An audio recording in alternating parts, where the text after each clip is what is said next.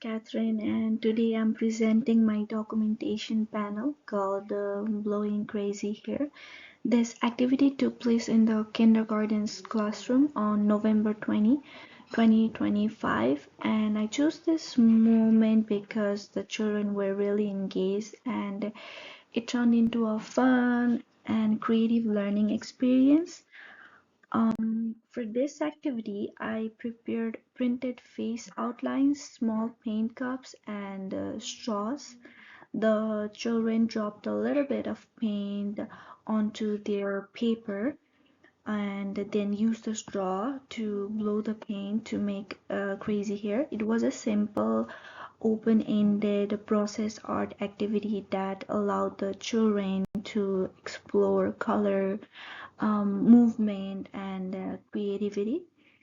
And for the context, this activity happened during free exploration time.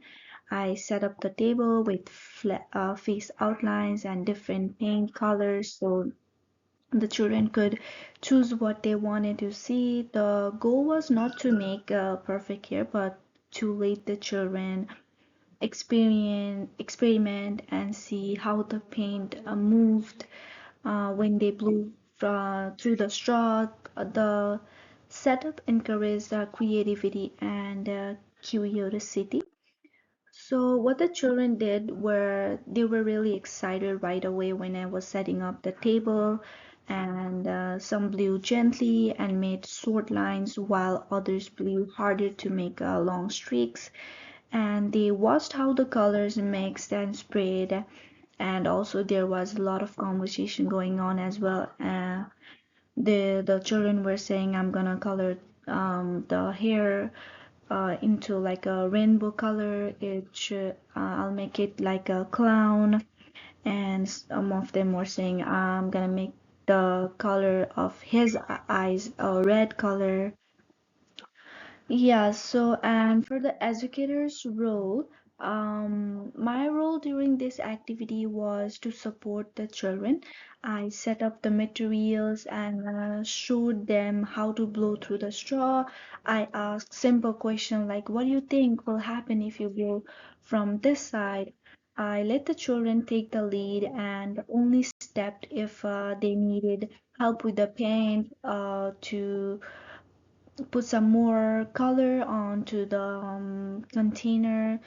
The activity stayed child-led, creative, and open-ended. And the learning observed. So I observed so much learning during this activity. The children used fine motor skills when holding the straw and controlling their breath. They practiced science concepts like airflow, cause and effect, and color mixing.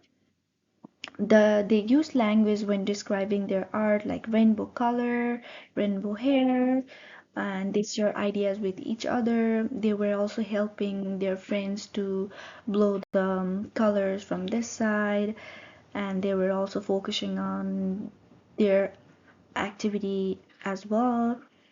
And for the how does learning happen connection, this activity connects to how does learning happen, for belonging, for engagement, for expression, and for well-being. So I think the documentation is very important because it helps making children's learning visible. It allows educators to slow down and really notice what children are doing, thinking, and saying. It also helps families understand the process behind artwork, not just the final picture. It helps me reflect on my role as an educator so I can plan more meaningful experiences. So this was my overall experience with this activity. It turned out really well. Even my mentor was helping me with this activity, setting up my table, and at the very end, she also said that it was a really good activity, which was a very proud moment for me. And I learned so much from this activity, documenting everything. So yeah, thank you for watching my presentation. Blowing crazy hair was a fun and meaningful activity, and documenting it helped me understand the children's learning and creativity.